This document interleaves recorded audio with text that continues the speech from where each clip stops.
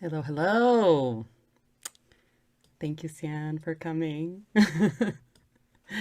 Sian is a freelance conference interpreter and an interpreter trainer. She works with English, French, and Mandarin. She's based out of Toronto, Canada. She earned her master's in conference interpreting from Glendon, York University, yay, Glendon, yay, where she is currently a part-time lecturer. After graduating, her work as a conference interpreter has taken her coast to coast, from business boardrooms to theater green rooms. She is a firm believer in lifelong learning and community building. She founded the Toronto Interpreters Practice Group, TIP. By the way, check that out. Yay, we love interpreter practice groups, which she did right after graduation. And she can be seen pursuing skills furthering opportunities in Canada and abroad. San is a dynamic new professional with a unique take on the field. And when she's not interpreting, she can be found dancing Brazilian Zouk, come on down to Brazil, yay, practicing Qigong, or cooking up a storm in her kitchen. Xiang, the floor is yours. Thank you for this wonderful introduction. I wonder who wrote it. Hello, everyone. As Mel said, my name is Yen. Really pleased to join this stellar lineup of speakers and interpreters. Just checking that you can hear me well. Yeah, I think you can. I can. Perfect. So I'm of Chinese descent, and I was tasked with the impossible feat of speaking on such a broad topic. So obviously I can only claim to speak from my own perspective, Asian, also Chinese, French. So my opinions are my own. I'm not a political activist. And as an Asian Canadian, these issues are relevant to my reality. So I did my research like everyone else. And if I say anything or if I show images that triggers anything in you, I apologize in advance. That was not my intention. I hope you will forgive me.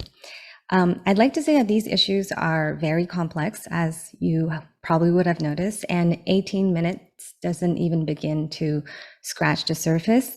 So I'll be speaking on some facts and figures, but also with personal stories. I don't want to just make a speech that you can Google or find on Wikipedia.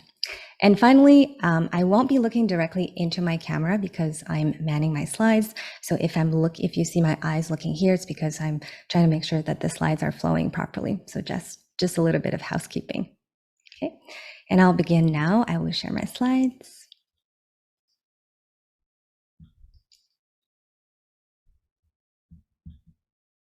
And time myself.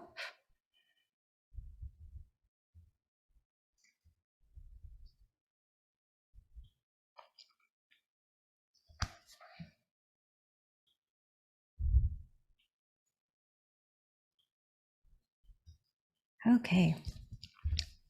I have a little story to tell you. Once upon a time, a wide-eyed, freshly minted interpreter applied for a job opening at an established, somewhat prestigious institution as a French English interpreter. She had just passed her final exams, obtained that sought-after master's degree in interpreting, did well in class, and met all the requirements to at least sit the entrance exam. But then she waited and waited. All her classmates had gotten the invitation to sit the exam, even those who didn't pass, even those who didn't work with French, and so on and so forth. Everybody did it, but not her. So, of course, she inquires with HR. Maybe they're delayed, maybe somehow her resume got lost in the process. But then she was told by the representative, in fact, we do have your resume. Thank you very much. But your name was unfortunately not shortlisted. Okay, I mean, her credentials more than qualified her to sit the exam, so it was very strange. We're not really talking here about her thinking she would get the job. No, it was just trying to get invited to an exam so that she could try to get the job later. But no. After further investigation, an internal source found that her resume was actually put in the wrong pile because her name was, you would have guessed it, Xiang Gu. Hardly a very French name. And yes, that's my story. So that's the story I'm sharing to share a story of racial discrimination, let's call it what it is, based on my name. But stories like mine are just a dime a dozen. It may have happened to you, or maybe you've heard the story of a friend. You probably were outraged maybe at first. You may have tried to help or asked them to do something about it, but then it's quickly forgotten and swept under the rug. In my case, I simply did not have the resources or energy to take any legal action, and even if I did, it would be hard to prove. So I simply gave up and my career took a different turn. So that's usually how I would say Asian racism is experienced. It will be kind of always sort of getting the shorter end of the stick, and people don't really do anything about it. They choose normally to stay silent because they don't really know if it's going to make a difference, and then the issue is brushed aside. And it doesn't usually make headlines. I would say that on a spectrum of discrimination all the way to full-blown racist hate crimes, anti-Asian racism is usually on the more subtle side, which means that it's also harder to acknowledge and address, and it becomes like a slippery fish that you can't ever catch. Don't get me wrong, I don't think it's a bad thing that there's no headlines of violence targeting at Asians. Some of us are really privileged in our own way to not make headlines. Recently, I spoke to a Black friend living in the US looking to relocate to a new city. And I asked him, okay, what are you looking for? What criteria for city choosing? Do you want good food? What is it? And he said, I just want somewhere where my future kids won't be afraid to getting shot walking down the streets. So that's what he told me. And it really struck a chord with me. It really put things into perspective because where I live, my upbringing, I definitely take my safety for granted. As Asians, we don't usually fear getting shot in broad daylight. In a way, as a society, I do believe there are more urgency to currently right the wrongs, the real wrongs from the unique history of colonialism, slavery, and erasure of Black and Indigenous peoples and cultures in North America. But that said, things have also gotten worse for Asians. So hopefully I can speak a little bit about that. When did things take a turn for the worse? Well, since the pandemic, since the former president of the United States called the coronavirus the Chinese virus. I'm sure you've heard it in the news. And since then, there's been a reported surge in acts of violence directed towards Asians. The most shocking for me was the shooting rampage that killed 8 people working in a spa in Atlanta. I think you may have heard of this fact, and we'll come back to this later. And in fact, it started even earlier in many large cities, such as Toronto, where I live. They became a hotbed for that kind of violence, starting back in the SARS outbreak in 2003, if you remember. The problem is that when you say things like this, anyone who looks remotely Chinese could be targeted. You could be Filipino, Korean, Pacific Islander, Japanese, it doesn't matter. We've seen headlines of an elderly Thai immigrant dying after being shoved to the ground. And a Filipino American was slashed in the face with a box cutter. So we see that this kind of racist language and unverified claims by former presidents fuel overall fear and frustration that we're already all feeling, that's been simmering since just the beginning of the pandemic. And people need someone to blame, usually. So it's just created the perfect storm. But of course, and I'm going to use this word that interpreters hate, there's always a silver lining, of course. So it's an opportunity in a way to raise awareness to the often overlooked issues of anti-Asian racism. So let's level set a little bit here. Anti-Asian racism is not a new phenomenon. Just like residential schools, just like the transatlantic slave trade, you would have guessed there is also a dark history behind the Asian American and Asian Canadian history. So let's move here. First of all, I'll talk about maybe 2 events. The first one is the Chinese head tax. Due to a shortage of workers, thousands of Chinese men were brought to Canada in the 1880s. Their job was to help build, as you can see here, the Canadian Pacific Railway in Western Canada, usually in the BC province. They helped connect our nation and Canadians from coast to coast. Chinese labor was inexpensive and easily exploitable. And in addition to long hours, Chinese crews were underpaid relative to their white counterparts. And they were assigned to the most difficult, the most dangerous jobs, and hundreds were injured or lost their lives in the process. Once this beautiful railway was completed, the demand for foreign labor naturally decreased.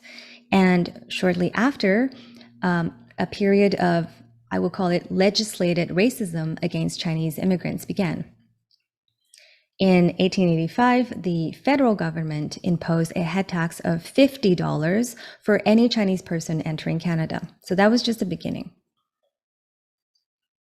The head tax aimed to essentially restrict Chinese immigration altogether by making it more difficult, more expensive for families to come to Canada.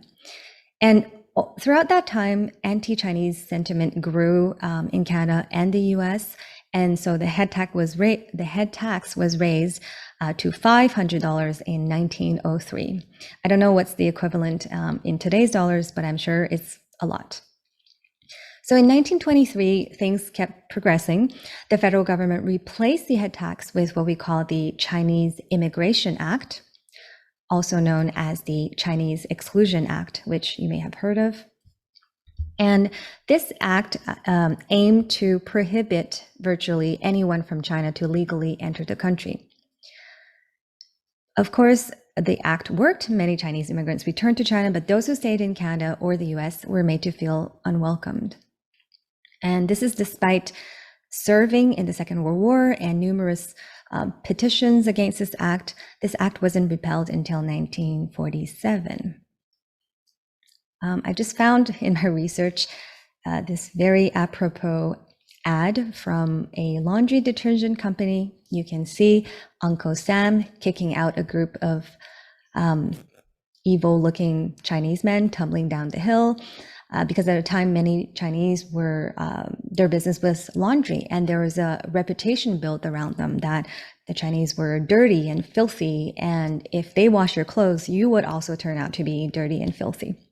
And then there's, of course, Uncle Sam smiling gloatingly with the sun in the horizon, and somewhere in there you see the US flag as well.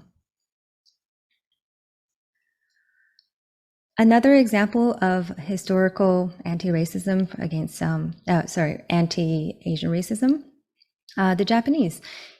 In the United States and BC during World War II, about 120,000 people of Japanese ancestry, most of whom who lived in the Pacific coast, so in BC included, were forcibly relocated and incarcerated in concentration camps in the western interior of the country. So now in this picture, it may look like some kind of retreat in Kelowna to you today, but think about being pulled forcibly from your schools, from your communities in Vancouver. You could be a highly educated scholar, you could be a Canadian citizen of Japanese descent, and you were put on a train and sent in these camps where you had to live in large families, no privacy, you cook in community kitchens, and so on and so forth, and for no reason at all. I mean, there is a reason, but I'll let you read the full story here. And in fear of retaliation, a large group of fishing boats, Japanese fishing boats, was also grounded just in case it was retaliation.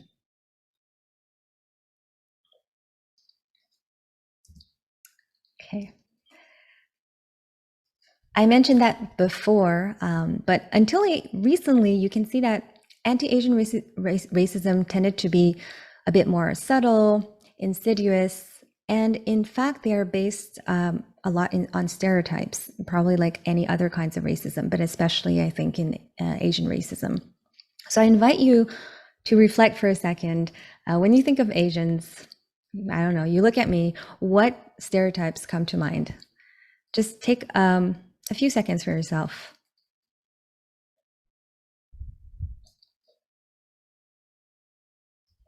Okay, so I'll share a few.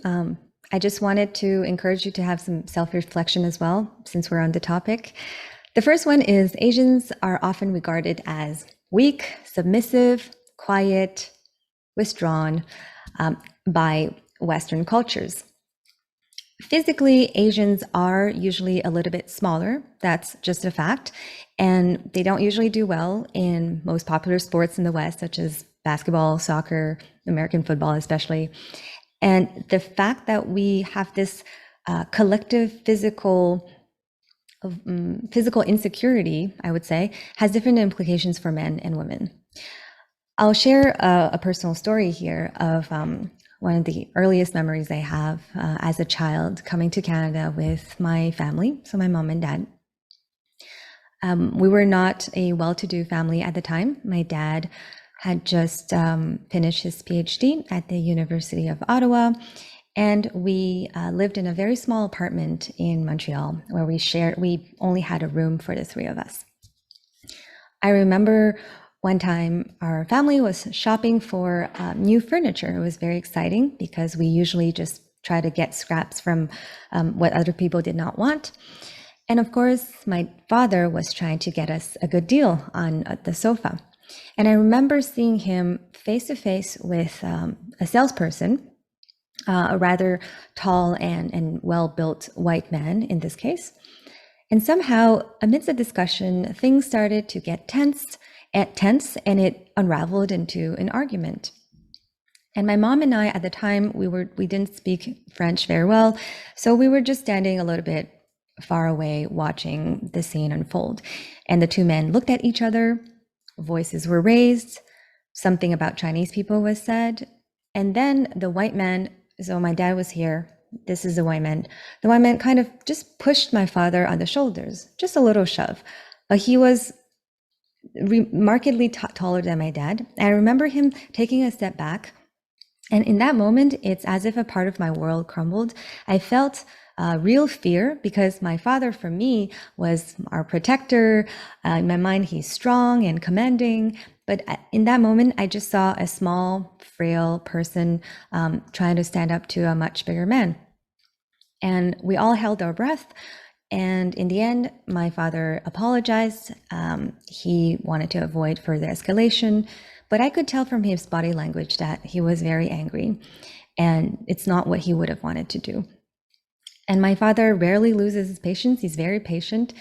But this is another example that taught me early on that Asians sometimes just choose to be quiet, to not speak up for themselves because they feel small. They feel they can't stand up against the tall white man. And over time, this creates a kind of collective insecurity, I believe, because we know that racism is basically prejudice with power. So there's a lot of power struggle and dynamic in there. Which brings me to the impact of these stereotypes on women. As you can guess, it's even worse. I mean, it's no secret that women, and numerous reports confirm this, just looking at the time, women learn since childhood to please others and to try to need that approval in order to achieve their goals. And this can lead to power abuse. There's Me Too, as you know, a few years ago, which taught us about how common sexual harassment is for women, not just in high-flying Hollywood circles, but every woman at some point in their lives will experience that. And then on top of that, you add the Asian issues, the invisibility, the making yourself smaller. So you add that racial layer, and it creates an explosive cocktail of potential exploitation. Asian women have been the target of sexual discrimination and violence since time immemorial, especially during wartime. American service members, while abroad for US military activities, including all the wars, Philippine-American War, World War II, Vietnam War. So all of these military people have a history of soliciting sex workers and encouraging industries that encourage sex trafficking. And many of the workers, because they were in those countries, were women. And even today, sex tourism in Thailand is rampant. And all of that just further reinforce stereotypes that Asian women are sexually deviant. They are somehow cheap, disposable. As you can see in this picture, there's a kind of fetish of Asian women. You've heard of the term yellow fever. We're presented as beautiful lotus flowers or bamboo, whatever, right? And even in LGBTQ circles, Asian men are also hypersexualized. So it's not just something that affects women. And you can see that all that essentially, again, brings us to the same conclusion. We're excusing and tolerating violence by kind of ignoring and just normalizing it for this group. I just want to quickly touch upon the economic effect that it has. So because Asian women are seen as cheap, disposable, and many of them do in fact work in the service industry, in low-wage jobs, there's a compounding effect from structural violence, racism, sexism, white supremacy, and also class. So this intersectionality is what is a real problem. And it's not just for Asians, it's also for other groups. But I do believe that if there was a poster child for intersectionality, I think the Asian women would be it. This brings me to speak about the model minority danger. You probably did your research.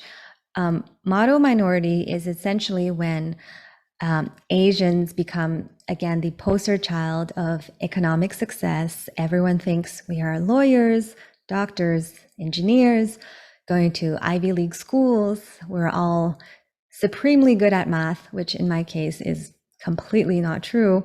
And it was my weakest subject, and so on and so forth. So you see the picture. And the reason this narrative is dangerous is because it hides the very real issues that Asian women are actually one of the most economically vulnerable groups. Like I said, many of them work in frontline service sectors. And they actually make up, during the pandemic, the one of the groups with the highest share of long-term unemployed workers. And they were the hardest hit during the pandemic. Furthermore, not all Asians are made equal. There's Bhutanese Americans, for example, that have a far higher rates of poverty than any Asian populations. I'm just going to do a time check. Have I exhausted my time? Is that why you're here, Patricia? Okay. So I will not be a model minority and not feel the need to go through my slides, but can I have just 2 minutes to wrap up? Thank you. So this was basically the end. I just want to leave you with a thought in terms of what you can do. I think, first of all, as Asians, if you're Asian or if you know an Asian friend, don't remain invisible anymore. You can speak up. You can take little steps at a time and just have your voice heard. And for those of you who are not Asian, I encourage you to do your own research, to feel empowered to not always ask someone to explain it to you, but just be curious. And finally, I would say you should try to be empathetic, because at the end of the day, discrimination exists for everyone, even white people, white men, let's say. So try to listen to people's stories and try to put yourself in their shoes, and it'll open up the possibility of them listening to yours. And it'll just push us to be more understanding, find common ground, and thrive as humans. Thank you.